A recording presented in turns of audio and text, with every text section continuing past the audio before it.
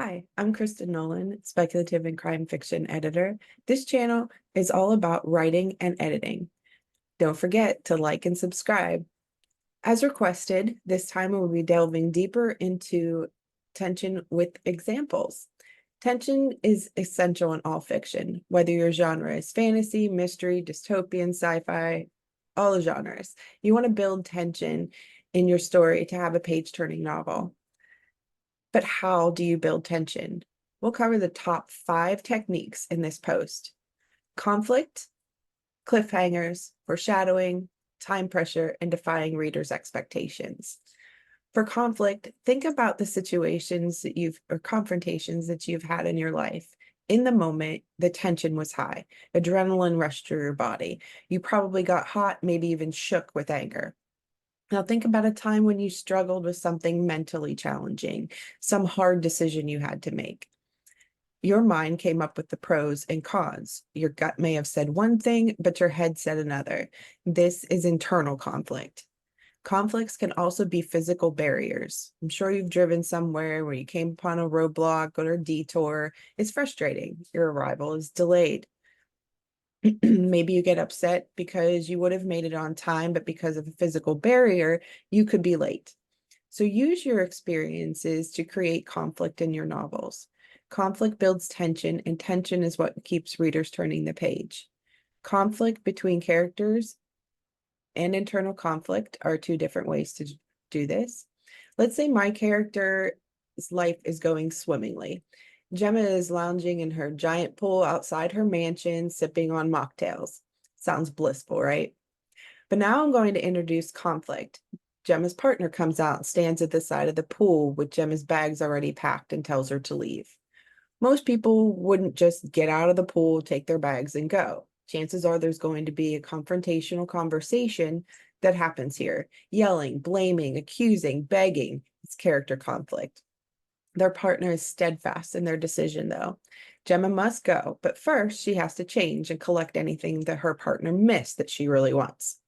As she goes upstairs, she's still fuming. She's spitting insults, even though no one can hear her. She enters the bedroom, and maybe a memory hits her. Now the internal conflict starts. She recalls when they first moved in. They were happy in love. They had the perfect house, the perfect life, the perfect marriage. And she sees the dirty socks on the floor. Oh, how she hates it when they toss their laundry all over the house. She's back in anger mode. She pulls open the dresser drawer, throws their clothes all over the floor. She won't be there to pick up the mess, so why not? But then she sees an unfamiliar pair of underwear and breaks down. All emotional and internal conflict here, the back and forth between anger and sadness, memories that are triggered, and new problems. She feels these ups and downs because of her conflicting thoughts about her partner. She's torn between the anger and love and sadness.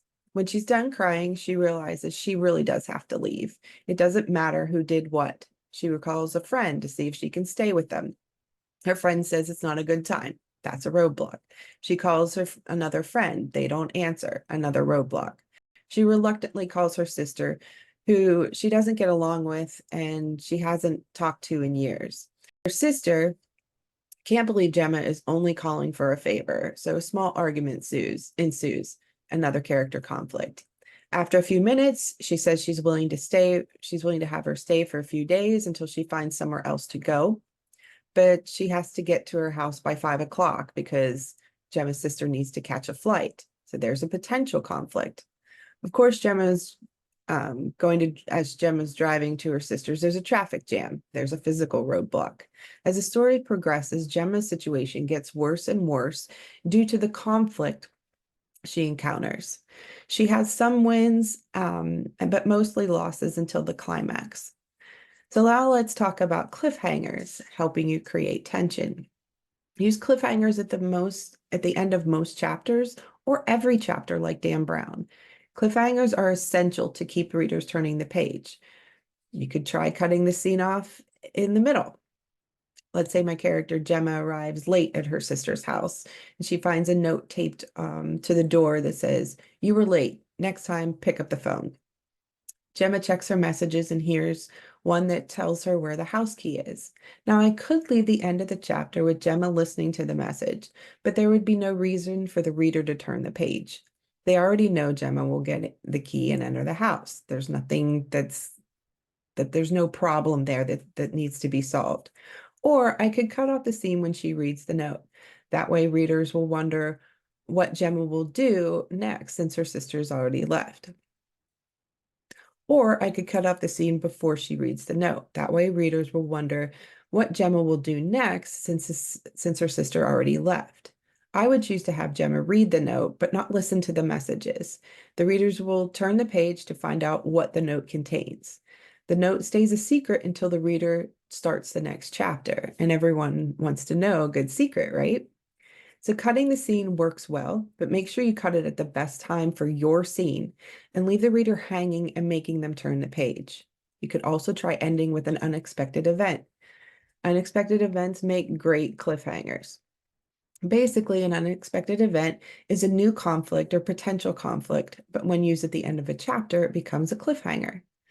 So Gemma goes to the kitchen looking for something to eat. She's thinking about what her life was and what it could possibly be, or what she could possibly do to get either her partner back or how she can stand on her own. When someone bangs on the patio door, yelling for her sister to let him in. End chapter. I could continue the scene with the next chapter, or I could switch perspective characters. The next chapter may follow another character, and then that chapter is going to have a cliffhanger. And then I go back to Gemma and her predicament.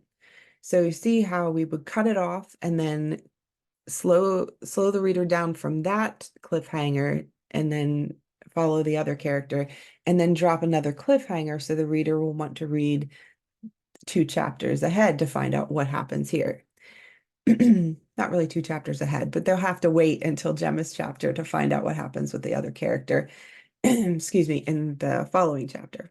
You could also try ending with a puzzling clue. Puzzling clues are great ways to end a chapter. They're clues and introductions to more secrets. The man is adamant in my story that Gemma's sister has a black duffel bag that he needs, and he's not leaving until he gets it. Yet he won't tell her what's in it or why her sister has it. She convinces him to leave by telling him she will call him when she finds it. Gemma goes on a hunt for the bag, and when she finds it, she opens it, and it's full of small bags with different colored pills inside. Now the story just took an interesting turn. Gemma's sister has a big secret. What reader wouldn't turn the page to find out if her sister's a drug peddler and what Gemma is going to do about the bag, its contents, her sister, the man? So the more questions your reader has, the more your reader will want to keep going. Foreshadowing is a great way to build suspense. You plant clues, especially in the beginning of the novel, to events or revelations that come later. In my story, Gemma's sister says she needs to catch a flight. She uses the word need, which it might trigger a question as to why she must go. Maybe her sister never travels by plane, or maybe she never travels far from home, so it's out of character for her.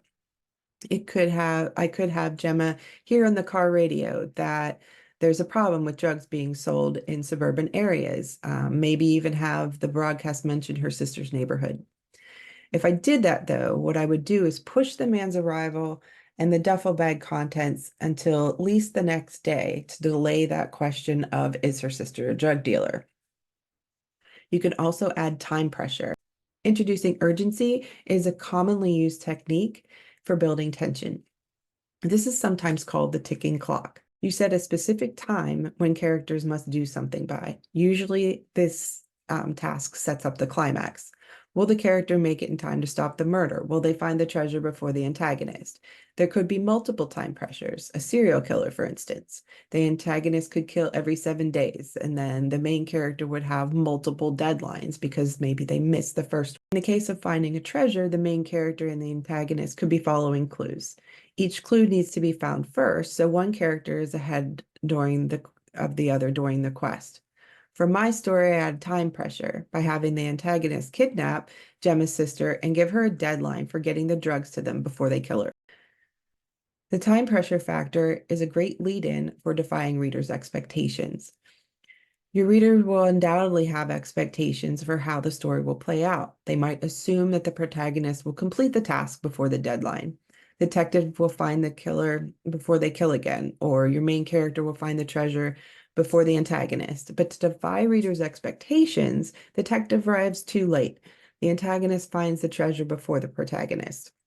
In my story, Gemma's sister looks guilty, but she isn't. She was holding a bag for a man who knocked on the door. He simply took the wrong bag from the gym. But let's defy the reader's expectations. Gemma arrives at the meeting spot to turn over the drugs, but the antagonist has already killed her sister. Or Gemma does get there on time, but the antagonist kills her sister anyway. Then the antagonist points the gun at Gemma. She flees, and now she's running for her life. I've defied the reader's expectations by having Gemma fail at a pivotal moment when the reader thinks she will surely win. As the story progresses, I won't stop the between character conflicts, the internal conflicts, or the roadblocks that I put in her way. Continuing the conflicts builds that tension and it keeps getting stronger and stronger. Your readers are going to turn the page to find out how in the world your characters get out of situations, solve problems, and eventually win. I hope you liked this advice on building tension. Don't forget to like and subscribe to my channel. Happy writing and revising!